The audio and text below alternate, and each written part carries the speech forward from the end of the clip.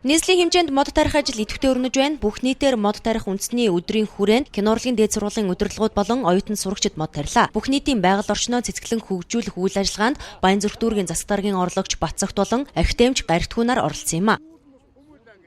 Жил болгоны хавар намартаа Монгол улсын хэмжээнд бүх нийтээр мод тарих өдөр болгон зарласан байдаг ерөнхийлөгчийн зарилгаар.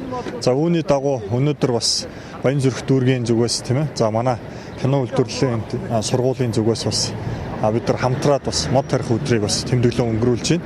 За хамгийн гол нь модоо тариад ургуулах нь одоо хамгийн тийм чухал зүйл байдаг. Тэгээ энийг бол одоо манай эрдэмтэд тийм ээ тусгаалan анхааруулan хэлж байна.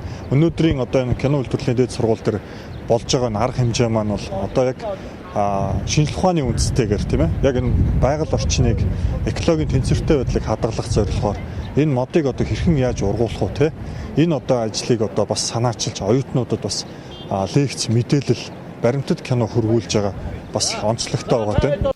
Монголчууд мод тарихыг ач тустай үйлс хэмээн мэддэгч тухайлан цаг зав зарцуулаад байдгүй. Иргэд олон нийт байгаль хамгаалах мод тарих үйлс нэгдэх хэрэгтэй гэдгийг ахмадууд сануулж байна.